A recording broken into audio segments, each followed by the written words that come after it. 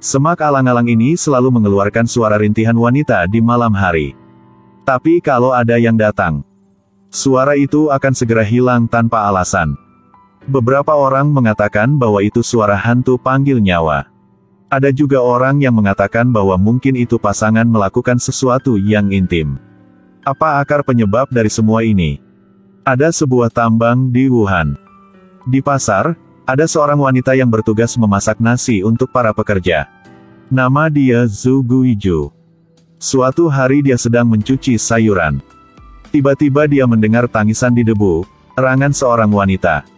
Awalnya, dia tidak peduli. Karena dia juga pernah mengalaminya. Cinta antara pria dan wanita adalah hal yang wajar. Zhu Guizhu pertama kali mendengar tangisan ini, dia bahkan mengagumi gadis itu.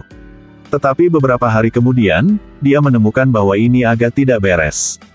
Karena yang keluar dari debu itu tidak hanya akan ada suara erangan di malam hari, tetapi juga akan ada erangan yang tidak henti-hentinya di siang hari. Para pekerja di tambang ini semuanya bekerja di siang hari. Jadi hal ini tentu tidak biasa. Apalagi, karena penasaran, dia sengaja bertanya ke area tambang. Ingin melihat siapa yang membawa seluruh keluarga ke sini untuk bekerja. Selain itu, di sekitar kawasan ini belum pernah berpenghuni sebelumnya. Oleh karena itu, tidak mungkin bagi penduduk desa yang tinggal di dekatnya untuk masuk ke alang-alang untuk berolahraga. Jadi mengapa ada rengekan wanita aneh di bulu debu? Untuk membuat semua ini jelas, dia mulai berpura-pura dengan sengaja bertanya kepada para pekerja tentang berada di debu ketika dia pergi untuk mengantarkan makanan. Tapi dia tidak bisa mendapatkan informasi yang berguna. Erangan wanita di semak pada tengah malam masih belum berhenti. Ini membuat Zhu Guizhu tidak bisa tidur setiap malam. Saat ini, dia tiba-tiba teringat legenda aneh di kampung halamannya. Itu kalau ada yang sembarangan tenggelam di kolam, maka orang itu akan tinggal di sana selamanya. Harus mencari pengganti mati, baru dapat bereinkarnasi di kehidupan lain. Jika kita berbicara tentang ini pada waktu yang normal, Zhu Guizhu pasti tidak akan percaya dengan cara mengatakan ini. Tapi kalau dia mendengar suara rintihan aneh itu selama 2 hari berturut-turut, dia benar-benar sedikit takut. Untuk dapat mengungkap rahasia yang tersembunyi di semak-semak alang-alang, dia memutuskan untuk pergi ke semak-semak alang-alang untuk memeriksanya. Tapi legenda itu membuatnya merasa takut di hatinya. Ketika dia ragu-ragu berdiri di depan semak-semak alang-alang, dia bertanya-tanya apakah dia harus masuk atau tidak. Tiba-tiba seorang temannya yang bekerja di tambang, Xiao Hu, lewat dan melihat Zhu Guizhu. Xiao Hu melihatnya mondar-mandir di depan debu. Sepertinya akan masuk ke dalam, tetapi bergegas dan memanggilnya. "Kak Zhu, apa yang kamu lakukan di sini? Tempat ini tidak bisa masuk." Mendengar Xiao Hu mengatakan itu, Zhu Guizhu berhenti berjalan. Ketika melihat ekspresi tidak sabar Xiao Hu, Zhu Guizhu juga terkejut. Dia bertanya mengapa dia tidak bisa masuk. Dia berpikir bahwa mungkin Xiao Hu tahu hal tentang semak alang-alang ini. Tapi kebenaran bukanlah apa yang dia pikirkan. Xiao Hu tidak tahu apa-apa tentang semak bulu ini. Alasan dia memanggilnya kembali sederhana. Karena di debu alang-alang ini ada rawa. Dulu ada orang karena mereka tidak mengetahui hal ini, jadi masuk ke sini. Lalu keduanya terjebak di bawah. Mendengar Xiao Hu berkata itu, Zhu Guizhu sepertinya mengerti sesuatu. Dia dengan cepat meraih tangan Xiao Hu. "Katakan padanya bahwa saya selalu mendengar wanita mengerang di semak-semak." Dia awalnya mengira ada pasangan muda tertentu yang tidak bisa mengendalikan diri. Tapi sepertinya ada yang belum tahu ada rawa di debu alang-alang ini. Jadi masuk ke sana. Jadi dia ingin Xiao Hu membantunya melakukan satu hal. Pergi ke semak alang-alang itu dan lihat. Jika seseorang benar-benar jatuh ke rawa, lalu dapat selamatkannya. Tetapi sekarang Xiao Hu tampaknya merasa sangat canggung. Karena dia tahu semak bulu ini tinggi. Jadi tidak ada yang bisa melihat dengan jelas apa yang ada di dalam semak itu. Satu-satunya hal yang perlu diketahui orang adalah ada rawa di sana. Sebaiknya dia tidak masuk ke dalamnya. Kalau tidak, mungkin dia akan terjebak di dalam. Zhu Gui tentu saja juga memahami pemikiran Xiao Hu. Jadi dia menyarankan, Ketika Xiao Hu masuk ke dalam, dia bisa mengikatkan tali di pinggangnya. Dan dia akan memegang ujung talinya. Jika Xiao Hu dalam bahaya, ia bisa mengikuti tali ini dan pergi keluar. Jika dia tenggelam di rawa, dia akan menarik talinya. Dia juga bisa menarik tali itu dan membawanya keluar. Setelah mengatakan itu, pikir Xiao Hu masih menolak, jadi dia berkata, "Jika Xiao benar-benar enggak berani, Xiao Hu dapat tetap di luar dan menarik tali untuk membantunya." Zhu Gui telah mengatakan ini sampai ini. Meskipun Xiao Hu tidak mau, dia harus menerimanya untuk menjaga harga dirinya. Jadi dia dengan percaya diri berkata dengan Zhu Gui. Hal berbahaya seperti ini harus dilakukan oleh pria. Dan menyuruh Zhu Gui untuk tetap tenang dan menunggunya di luar. Jadi setelah semua persiapan selesai, Xiao Hu masuk ke dalam semak alang-alang. Sebelum masuk ke dalam dia masih memiliki sedikit kecemasan. Dia harus menghibur semangatnya sebentar sebelum masuk ke dalam. Ikuti suara gadis itu yang dibicarakan Zhu Gui. Lalu Xiao Hu segera melompat mundur dengan panik. Ada seorang gadis berlumuran lumpur tergeletak di rawa. Ketika dia melihat Xiao Hu, gadis ini seperti mematahkan pelampung penyelamat. Seluruh tubuhnya tiba-tiba mendapat banyak kekuatan. Satu-satunya lengannya yang keluar dari rawa dan mulai melambai-lambaikan. Gerakannya semakin kuat. Tubuhnya juga secara bertahap menunjukkan tanda-tanda tenggelam lebih dalam. Melihat adegan ini, Xiao Hu berteriak keras. "Kak, jangan bergerak. Semakin banyak Anda bergerak, semakin cepat Anda tenggelam. Sekarang, saya akan pergi mencari seseorang untuk datang ke sini dan menyelamatkan Anda." Setelah gadis itu mendengar Xiao Hu mengatakan itu, tidak tahu apakah itu karena sarannya, atau gerakan kuat barusan membuatnya tidak kuat bisa lagi. Xiao Hu baru saja selesai berbicara. Dia hanya berbaring di sana tak bergerak seperti mayat. Melihat situasinya tidak baik, dia tidak banyak berpikir lagi. Dia dengan cepat mengikuti tali untuk keluar dari debu. Zhu Guiju menunggu di luar untuk waktu yang lama. Ketika dia melihat Xiao Hu bergegas keluar, hendak menanyakan apa yang dilihatnya. Tapi sebelum dia bisa mengatakan apa-apa, Xiao Hu berteriak kepadanya. "Cepatlah memanggil semua orang. Ada yang jatuh di rawa. Jika tidak menyelamatkannya sekarang, akan terlambat." Zhu Guiju mendengar itu, dan tidak berani menunda lagi. Bergegas mengikuti Xiao Hu untuk memberitahu para pekerja di tambang. Ketika para pekerja mendengar ada yang terluka di rawa, mereka segera berhenti dari pekerjaan mereka dan pergi untuk menyelamatkan orang. Tapi rawa ini begitu luas. Mereka tidak tahu apa-apa untuk memberikan pertolongan pertama. Mereka memiliki hati baik dan mau menyelamatkan orang. Tetapi tanpa metode, tidak dapat melakukannya. Hal yang paling penting adalah bahwa mereka hanya memiliki satu nyawa ini. Mereka pergi ke tambang dan berkeringat untuk bekerja, mempertaruhkan nyawa mereka. Pada dasarnya, keluarga setiap orang sangat miskin. Mereka adalah pencari nafkah di keluarga.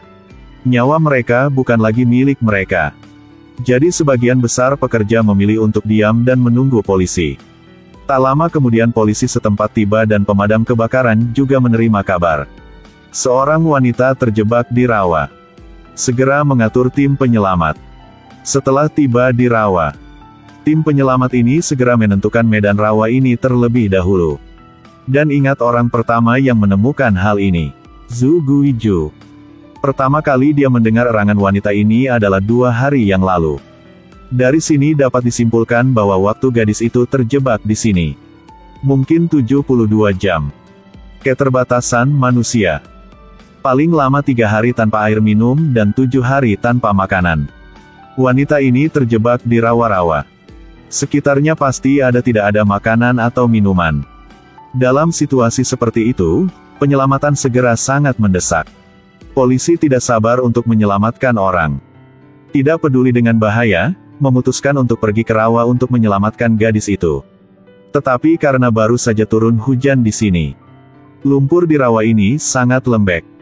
Mereka baru saja menginjak dan melihat tanda-tanda tenggelam. Dalam situasi ini, terpaksa meletakkan sesuatu di atasnya agar orang bisa berjalan di atasnya.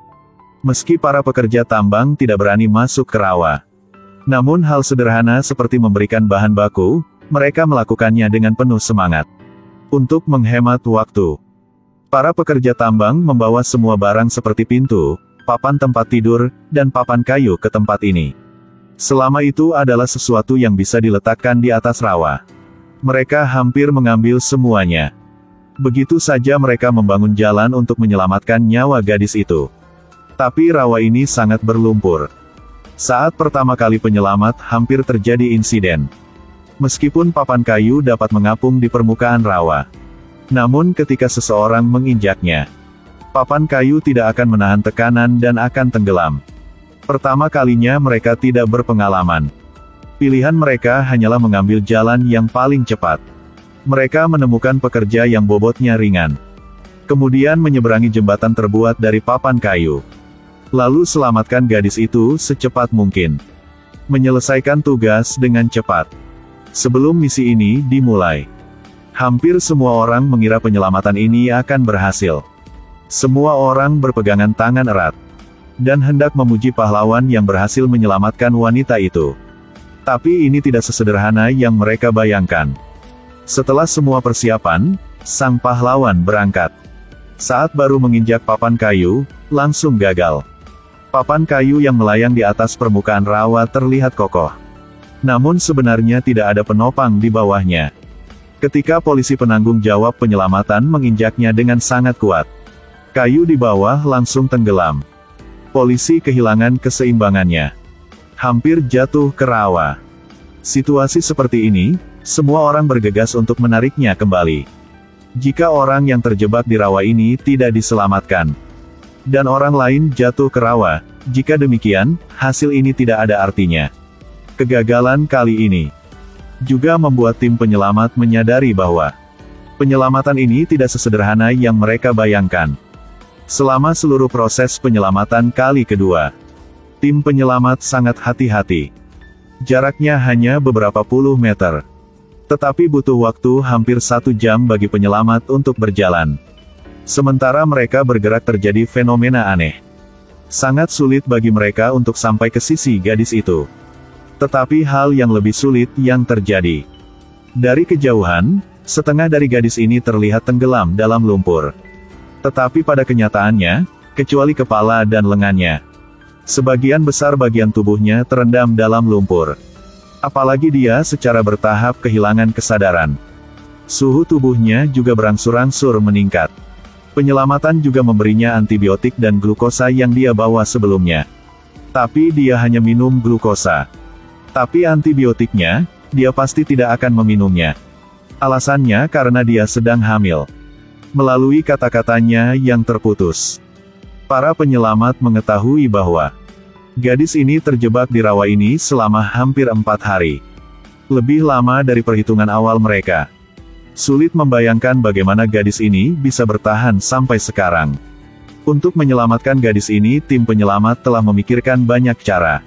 Dan akhirnya mereka memilih metode yang cukup baik, yaitu menggunakan tali untuk menarik gadis ini keluar dari rawa. Tapi ini sepertinya masuk akal. Tapi nyatanya tidak berhasil. Karena tubuh gadis ini dari pinggang ke bawah benar-benar terendam lumpur. Dan tidak ada udara di dalam rawa ini. Ini ada hubungannya dengan tekanan dan udara pada tingkat fisik. Karena tidak ada udara di rawa ini, sehingga gaya yang diberikan untuk menarik menjadi sangat besar. Gaya ke bawah juga semakin kuat jadinya. Jika ingin menarik gadis ini dengan paksa, hasil akhirnya pasti akan menyebabkan cedera serius. Setelah digabungkan dengan situasi sebenarnya, tim penyelamat memutuskan untuk menerapkan opsi kedua. Seperti cara melepaskan kop bekam. Jika ingin mengeluarkan kop bekam, harus membiarkan udara masuk ke dalamnya. Ingin menyelamatkan gadis yang terperangkap di dalam rawa, harus membuat bagian rawa dari pinggang wanita ini ke bawah. Dari keadaan vakum menjadi memiliki udara. Tapi tidak mungkin untuk mengisi seluruh rawa dengan udara. Jadi tim penyelamat ini memutuskan untuk memompa hanya sebagian kecil. Selama area di sekitar gadis itu memiliki udara, itu sudah cukup. Mereka mencari banyak papan kayu untuk datang ke sini. dan memasangnya di sekeliling tubuh gadis itu. Membentuk celah kecil dikelilingi wanita itu. Proses menancapkan papan kayu juga tidak sederhana. Karena tidak ada yang tahu di mana badan wanita itu berada di bawah rawa ini. Tetapi karena resistensi besar dari lumpur ini, jika tidak menggunakan kekuatan, tidak bisa melekukannya. Jadi tim penyelamat ini hanya perlu mengontrol kekuatannya. Sedikit demi sedikit untuk menekannya. Setiap kali seperti itu mereka akan bertanya wanita itu, merasakan papan kayu di sekelilingnya atau tidak. Begitu saja, tim penyelamat dibagi menjadi dua kelompok. Satu kelompok bertugas memasang papan kayu. Kelompok lain bertugas memastikan wanita ini selamat. Para pekerja tambang berdiri diam untuk menyaksikan. Akhirnya, semua papannya telah dipasang. Sekarang ambil semua lumpur di sekelilingnya dan tetap berada di jangkauan papan-papan kayu. Pada saat ini, para pekerja yang berdiri di samping tidak bisa tahan lagi. Mereka mengeluarkan semua panci dan wajan untuk mengambil lumpur. Kesuksesan tepat di depan mata. Tim penyelamat sangat bersemangat. Tapi saat ini keadaan kesehatan wanita itu tampaknya tidak optimis lagi.